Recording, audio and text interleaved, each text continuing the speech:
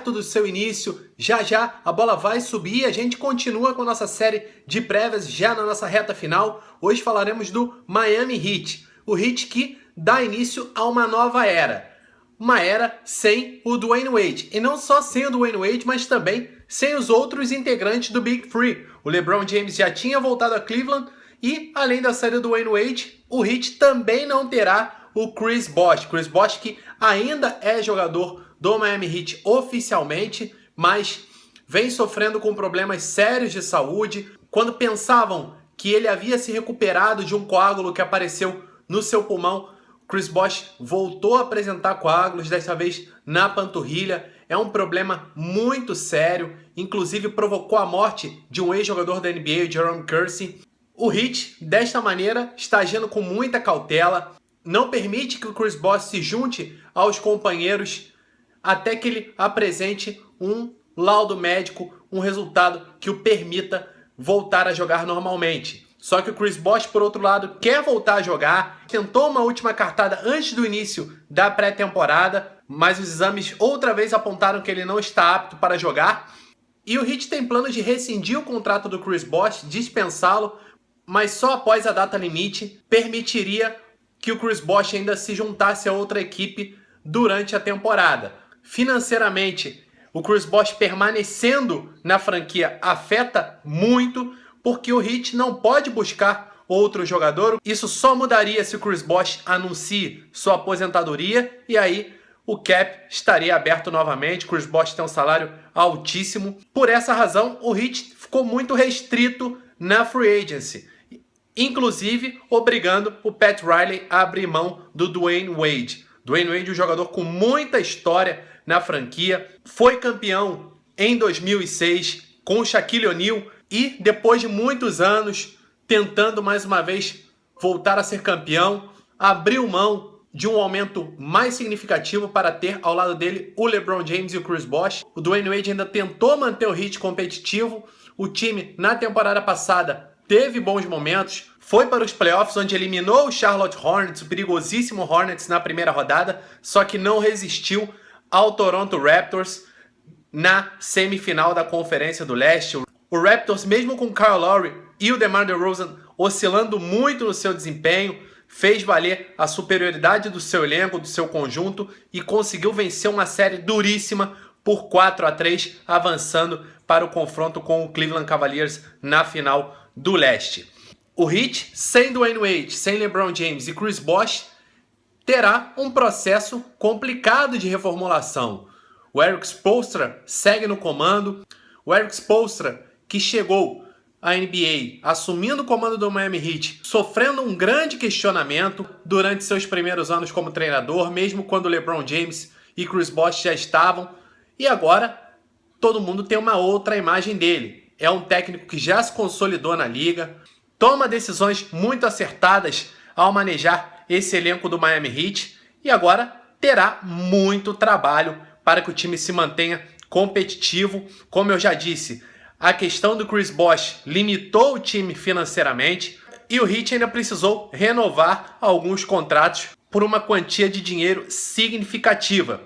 Sem o Dwayne Wade, quem vai ter a bola nas mãos em Miami será o Goran Dragic, o esloveno, que teve grandes momentos no Phoenix Suns, chegou a Miami, oscilou, teve altos e baixos, agora terá toda a liberdade para tomar suas decisões, terá companheiros ao seu lado que jogam no mesmo ritmo que ele. O Dragic tinha um problema de química com o Dwayne Wade em alguns momentos, porque o Dwayne Wade é um jogador mais de meia quadra, enquanto o Dragic gosta de um estilo muito mais acelerado, acelera bastante o jogo, um atleta muito agressivo e vai ter companheiros ideais para ele a partir desta temporada. O Dragic é um jogador que, pela questão da agressividade dele e pela falta de um arremesso de 3 pontos muito consistente, ele precisa de jogadores que corram junto com ele, mas que consigam acertar os tiros de 3 pontos com mais frequência. E ele terá ao seu lado Tyler Johnson e principalmente o Josh Richardson, dois jogadores jovens,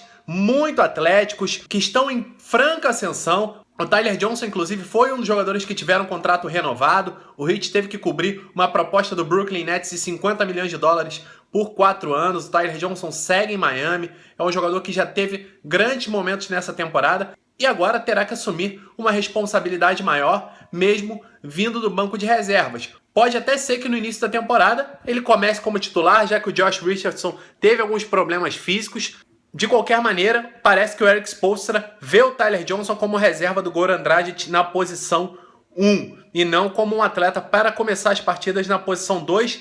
Esse jogador é o Josh Richardson, que chegou muito bem ao Miami Heat, antes passou um bom tempo jogando na D-League. Josh Richardson, que é muito atlético, jogador que aparece bem dos dois lados da quadra, na defesa e no ataque. Talvez o principal jogador defensivo de backcourt da equipe no momento e tem um excelente percentual de acerto nos tiros de 3 pontos. Josh Richardson também terá muita responsabilidade sobre ele, deve ser o titular da posição 2. E o Heat ainda tem a chegada do Dion Waiters. Dion Waiters que chegou à NBA como um jogador tido como irresponsável defensivamente, um jogador desleixado na defesa. Ofensivamente era muito individualista, buscava os arremessos mais complicados, as jogadas mais difíceis, queria brilhar mais do que os companheiros e na temporada passada, pela primeira vez, usou o seu potencial para o bem do time. Foi uma das principais surpresas do Oklahoma City Thunder, que chegou à final da Conferência do Oeste. Dion Waiters aparecendo muito bem no ataque, distribuindo mais a bola, mas principalmente na defesa, onde ele foi um dos principais jogadores defensivos de perímetro da equipe. Não só deixou de comprometer, como também apareceu muito bem. Dion Waiters agora mudando de áreas, terá mais espaço, mas também terá a responsabilidade de manter a produtividade do time sempre que estiver em quadra. O Heat que ainda tem no backcourt o Wayne Ellington que apareceu bem pelo Brooklyn Nets em muitas partidas da temporada passada. É um jogador que sofreu para se consolidar na NBA, nunca concretizou o potencial que muita gente esperava dele quando ele saiu do basquete universitário, onde ele foi muito bem por North Carolina. E o Ben Udrih, um atleta que já esteve em várias franquias da NBA, já tinha jogado em Miami antes, saiu, voltou ao Heat. É um atleta que sempre mantém um nível de produtividade, não inventa muito. O Heat com uma boa rotação de backcourt. Já em relação ao frontcourt, não se pode dizer o mesmo. O frontcourt do Miami Heat tem vários problemas. O Joe Johnson e o Luol Deng se foram na free agency. O Chris Bosh, com seus problemas de saúde, estará mais uma vez ausente. Isso aumenta ainda mais o buraco que o Heat terá na rotação nas 3 posições. O titular na ala será o Justice Winslow. Winslow que vinha do banco na temporada passada, sua temporada de calouro, apareceu muito bem, já figurava como um dos principais jogadores de defesa do Miami Heat e agora terá muito mais responsabilidade. Defensivamente, todo mundo sabe da capacidade dele, pode marcar 3 posições pelo menos, um atleta muito intenso, de um atleticismo impressionante, só que ofensivamente o Justice Winslow precisará melhorar em muitos aspectos, principalmente na consistência do arremesso dele. Teve um aproveitamento muito ruim nos tiros de média, principalmente nos de longa distância. Esteve treinando muito nessa intertemporada, ainda não apresentou bons números nem na Summer League, nem na pré-temporada, e a torcida do Heat ficará na expectativa para que ao longo dos jogos, já com a temporada valendo, que ele possa finalmente apresentar bons números e ser um jogador efetivo dos 2 lados da quadra. Isso será importantíssimo para o time do Miami Heat, que também aposta muitas fichas no Hassan Whiteside. Hassan Whiteside assinou por um valor milionário, pelo valor máximo, será o principal jogador da franquia em termos de responsabilidade. Defensivamente, ele aparece muito bem, ele tem um potencial impressionante na defesa. O número de tocos que ele consegue é muito significativo, um dos principais bloqueadores da liga. O Whiteside tem um potencial impressionante para proteger o aro, só que ele precisa eliminar uma tendência do jogo dele. O Hassan Whiteside, pela questão de estatísticas, muitas vezes vai com tudo, vai de maneira muito afobada, tentando bloquear os arremessos, quando em algumas situações a melhor opção é se posicionar de maneira que atrapalhe o arremessador. Ele busca tocos e muitas vezes passa batido e deixa a defesa em uma situação difícil, obriga o time do Heat a fazer mais rotações do que o necessário na defesa. Whiteside agora vai precisar eliminar essa tendência para que o Heat possa ser um time eficiente na defesa, já que o ataque sofrerá muito com a ausência do Dwayne Wade e a saída de outros atletas. De qualquer maneira, Whiteside é um atleta que ainda está evoluindo bastante. Chegou à NBA não tem muito tempo, ele fez uma temporada e meia muito boas, só que ainda precisa de mais rodagem, ainda vai desenvolver muitos aspectos do seu jogo. É um jogador de muita força física. Na defesa, já falamos do potencial dele. No ataque, a cada temporada, a cada partida, o Hassan Whiteside apresenta elementos novos no seu jogo. Já funciona muito bem no pick and roll, ataca muito o aro buscando os rebotes ofensivos. E o desenvolvimento dele será a chave para uma boa temporada do Miami Heat. Já que o Heat não possui outros jogadores confiáveis nem para titular a posição 4, atualmente o titular da posição 4 sem o Chris Bosh jogando é o Derrick Williams que mais decepcionou do que ajudou as suas equipes durante a sua trajetória na NBA. Chegou como uma escolha altíssima de draft, mas deixou imagens muito ruins em todos os lados. De qualquer maneira, o Derrick Williams é um jogador muito atlético. Quando está com a mão calibrada, acerta arremessos de média distância, até mesmo da linha dos 3 pontos, mas é um jogador que oscila bastante, deixa muito a desejar, em alguns momentos é muito egoísta, joga muito para ele mesmo e na defesa pode ser considerado um ponto fraco dos times em que joga.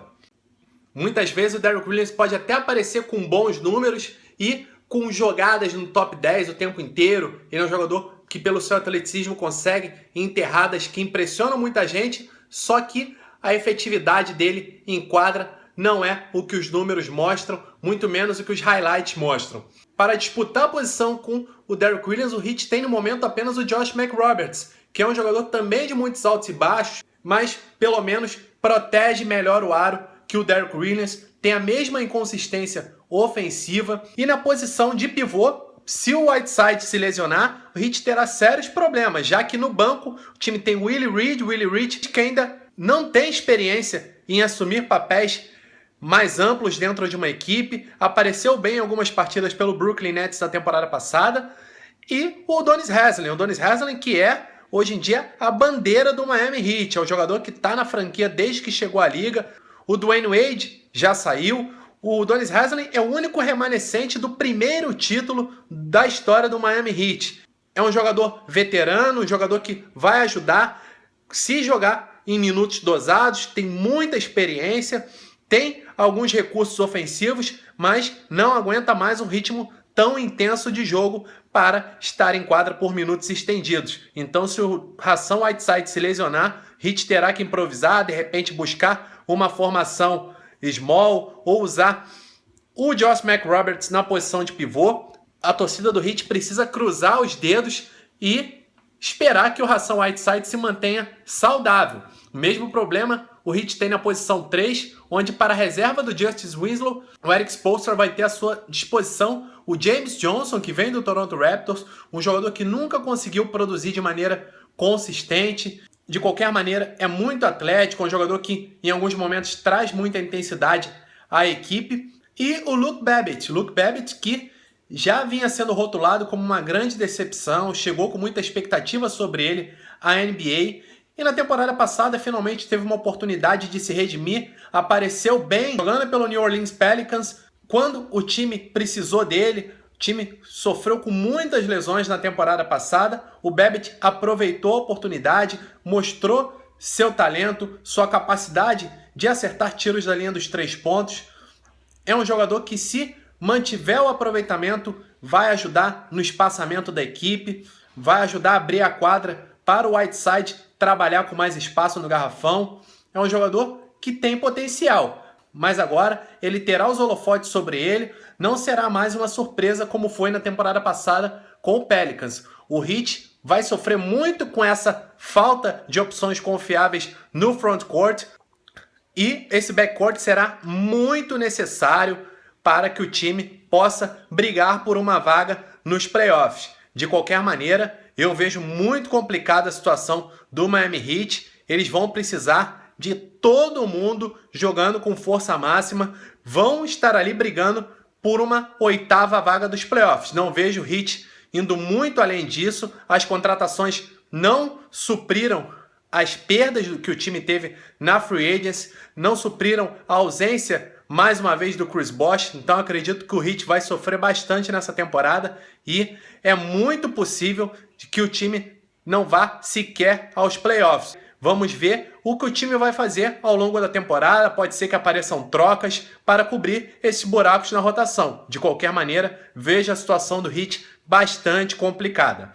É isso. Hoje falamos sobre o Miami Heat e no nosso próximo vídeo o assunto será o Los Angeles Clippers, que sofreu nos playoffs da temporada passada com lesões, foi eliminado de forma precoce diante do Portland Trail Blazers e agora vem em busca de redenção.